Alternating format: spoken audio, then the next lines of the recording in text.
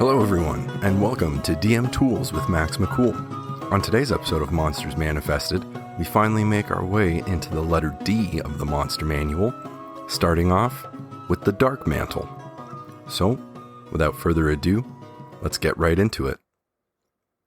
The Darkmantle takes up page 46 of the Monster Manual, and its lore goes as follows. A Darkmantle clings to cavern ceilings, remaining perfectly still as it waits for creatures to pass beneath it.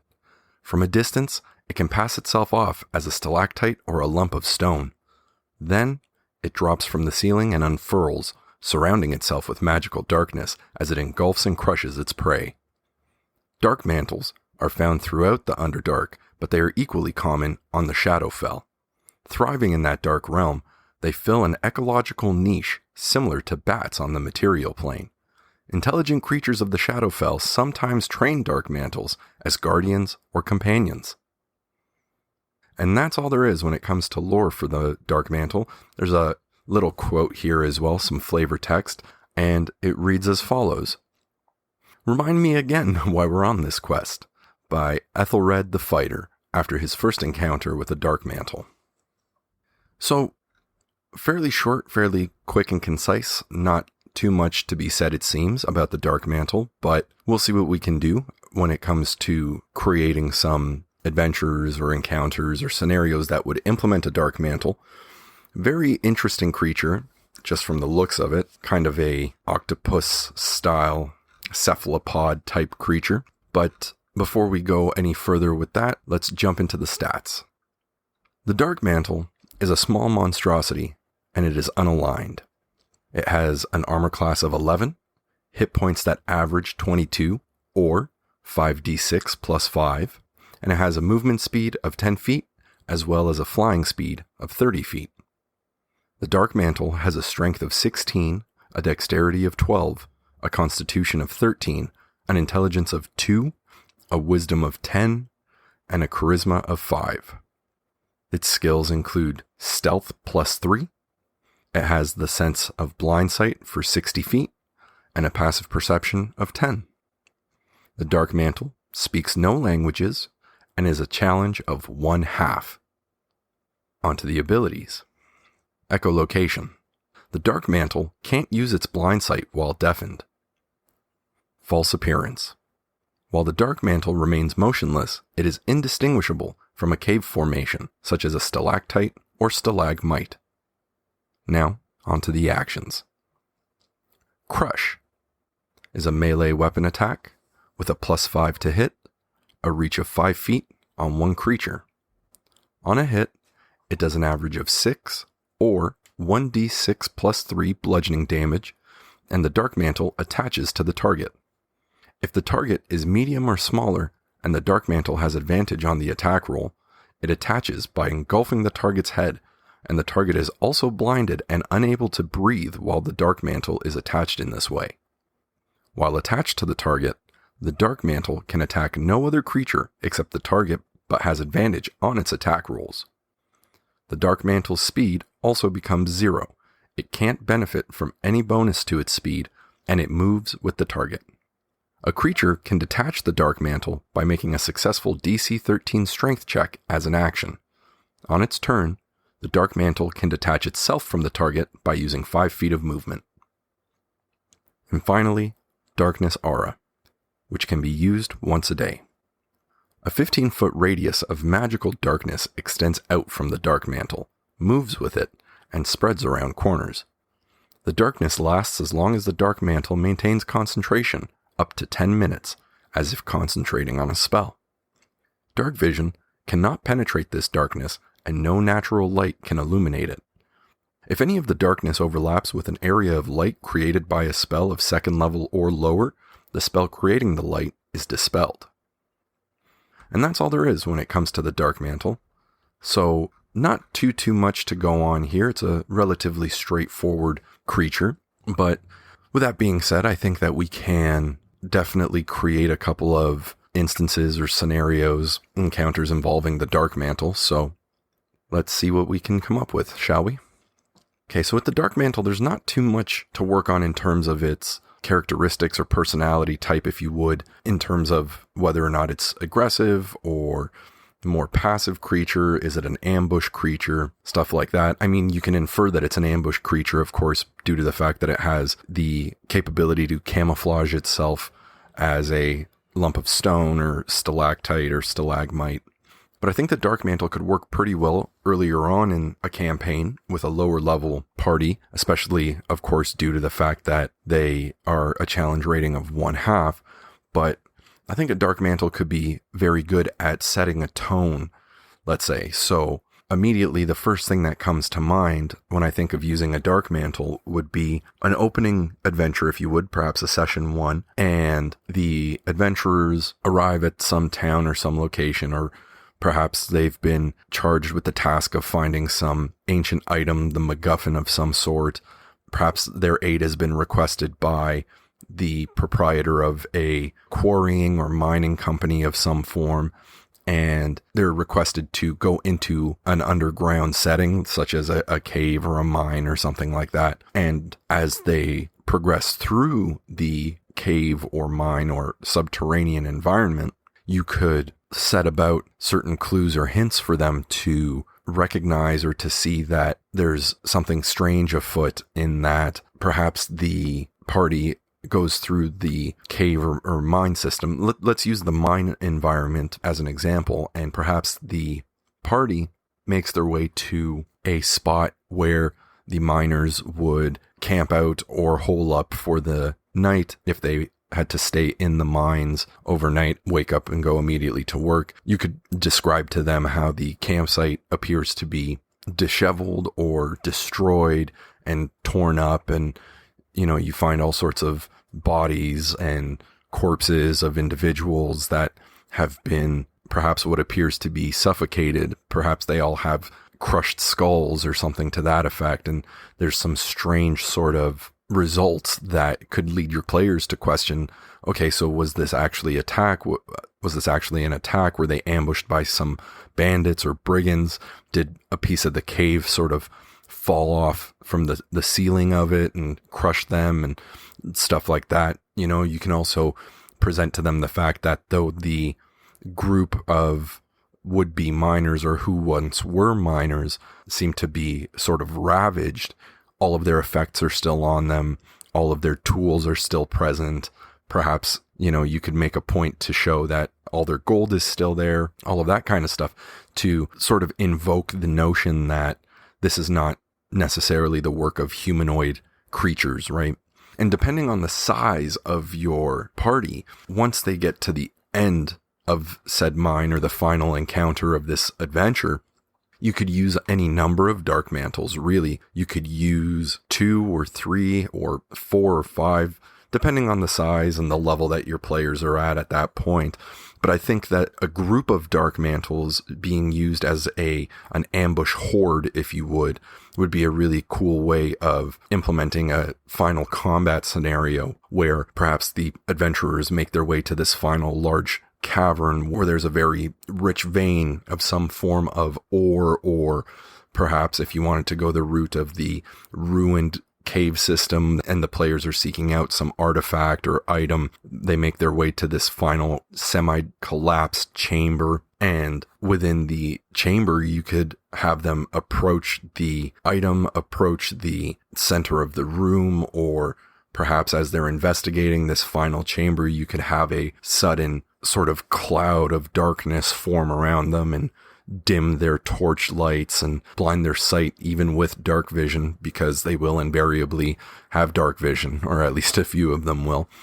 And you could generate a pretty cool sort of ambush setting where, perhaps there are 5 Darkmantles, let's say, that have clung to the ceiling. And as the players enter the final chamber, they look about them.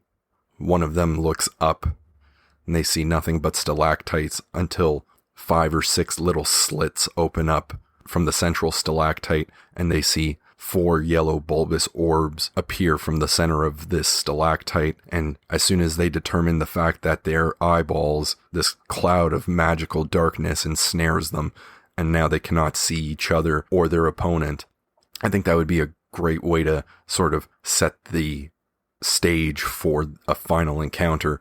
As that occurs, the 4 other Darkmantles that are surrounding the central one can release from the ceiling and drop down atop the players. And I think you could make for a really cool sort of combat scenario there where the players can't see, and even though they have dark vision, the dark vision doesn't help. Perhaps there's a magic user that can dispel the magic, or a cleric that can create light and hopefully dissipate the magical darkness. I think that could be a pretty solid adventure for low-level players, new players, and it's not super complex, it's not super intricate or anything like that. So I think this could be a pretty solid, straight-through adventure for new DMs, even just kind of getting their feet wet with the whole realm of being the dungeon master or game master. Another way that I could see a Darkmantle being used would be as a pet of some sort, or some sort of companion to another individual. Perhaps your players are higher level and you want to implement Darkmantles in one of your adventures or for one of your sessions, and you're not quite sure how to use them.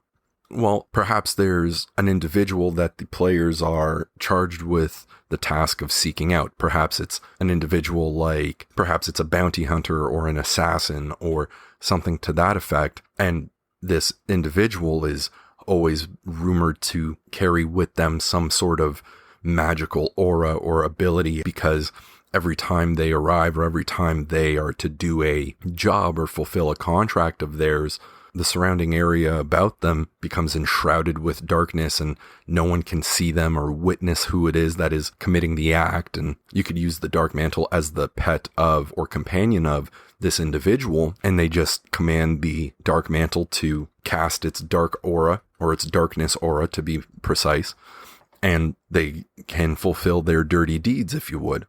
And I think that could be a pretty solid plot line that you could use for an adventure or a series of adventures, right? Perhaps your players are sort of following the trail of this individual from town to town, city to city, kingdom to kingdom, small encampment in the woods to some mountainous region, all across the land. And finally they get to this individual, and the players are forced to deal with the individual as well as the individual's pet Darkmantle and its ability to not only create darkness, but to ensnare itself around them and crush them and suffocate them and blind them. There's a lot that a Darkmantle can use to incapacitate a single individual, like a single player, right? So I could see how perhaps using a swarm of Darkmantles may be a little overwhelming for some players if the dice are not in their favor, let's say. But I think that using a couple of them, at least 3 perhaps, even for a first level party of new players, shouldn't be too much, so long as they can partake in the combat a bit more strategically and with a little bit of forethought. Another way that you could use a Darkmantle or Darkmantles as the main contender of an adventure, I would say, would be simply, as I've mentioned before in previous episodes, as a resource, as components, right? Perhaps there's an alchemist or a wizard or a mage who requires the eyeballs of a Darkmantle in order to formulate a true sight potion or some form of tincture or salve or something to that effect that allows its user, when applied or imbibed, to see through magical darkness. And then you could have a very straightforward sort of resource collection style adventure where the more the players collect, the more potent or more volume of said magical potion or tincture, what have you, this alchemist or wizard could create, and perhaps create for them, right? And it also works decently because you allow your players to go out and have a quest and adventure, and they sort of create their own reward, if you would, in that they have the enjoyment of going on this quest to seek out Darkmantles and take them on and overcome them, defeat them, remove their eyes or whatever piece. Perhaps there's a darkness sac inside the cephalopod somewhere, and that's what the alchemist requires. And they collect as many of them as they can, bring it back, and the alchemist creates a surplus of this potion or tincture, and gives them each a vial of it, for example, and they can use it whenever they need. They can use it immediately. They can save it. And I think that that's a straightforward way that you could implement a Darkmantle as a monster for your adventure.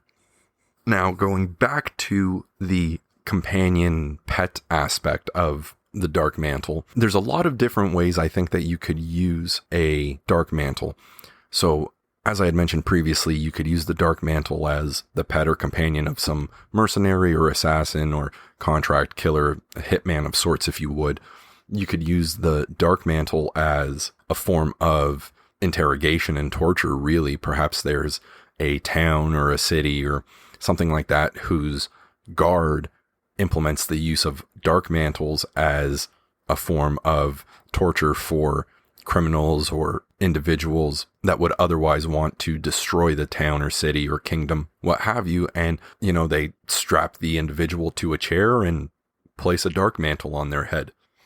It's a little dark, a little morbid, but at this point with the Darkmantle, even though it's unfortunate that there's not too much information on Darkmantles outside of what they look like, where they reside, and the fact that intelligent creatures will sometimes train them, even though there isn't very much here, I think that it can also be a boon in that it permits us a lot of freedom to sort of morph and mutate and apply Darkmantles as we see fit. So I think that you could go a whole lot of different directions with Darkmantles, regardless of what level your party is at or your players are at, because you can use them either as the main source of conflict or main reason for the party to adventure out in the first place, or you can use them thematically to sort of set a tone to this adventure or to this particular campaign or series of adventures even, right? Like I had mentioned in one of our previous episodes in regards to the Cloaker, perhaps the land or the realm or the kingdom, the location that your adventures take place in, perhaps the form of communication is by using Darkmantles as a form of carrier pigeon system, right? Perhaps, and it doesn't necessarily have to be in the Shadowfell or the Underdark or anything like that.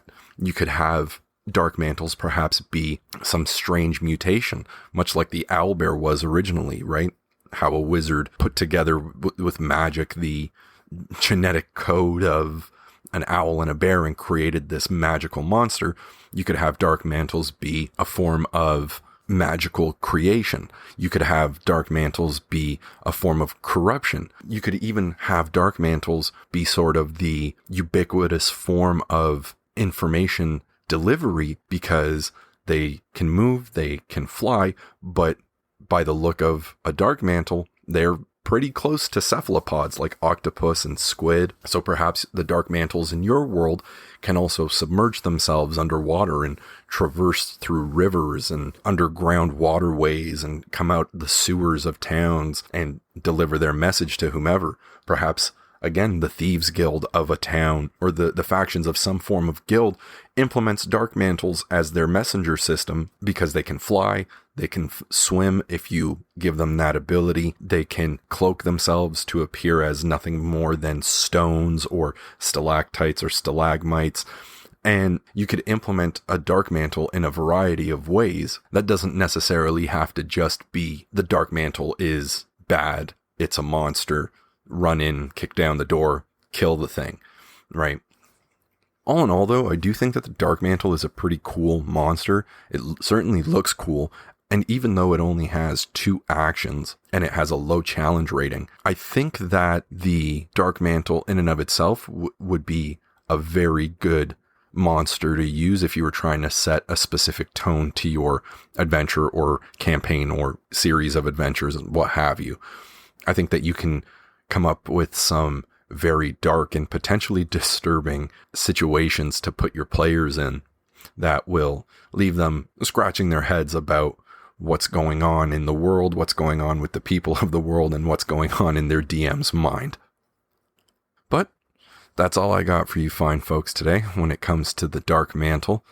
Thank you all very much for tuning in. I know it's a little bit of a shorter one, but I'm hoping that the next one will be a little bit more involved, and then we can come up with a bit more in terms of use of the creature. And I think we will be able to, because next week's episode will be covering the Death Knight. So a pretty high level, pretty beefy, pretty hardcore enemy. And I think with the Death Knight, it's one of those situations where we could create an entire campaign surrounding a Death Knight, not just a single adventure or couple of adventures, though you could if that's what you wanted to do. But anyway, let's not get ahead of ourselves right now, and we'll save that for the next one. So once again, thank you all very much for tuning in. I highly appreciate it. Please feel free to rate, leave a review, anything like that. Let me know if you like what I'm doing, if you like the information I have to offer, if you don't, and if I should stop and I'm making a mistake with my life and wasting my time. If you're listening to this episode of Monsters Manifested on YouTube, I'd highly appreciate it if you liked, shared, subscribed, all those fun things, as it would help me grow the channel, help the podcast grow, get more listeners, get more viewers, get more people working those creativity muscles and imagination muscles, and perhaps helping them out in developing their campaigns. So, until next time, thank you all once again, and have a good day, everyone.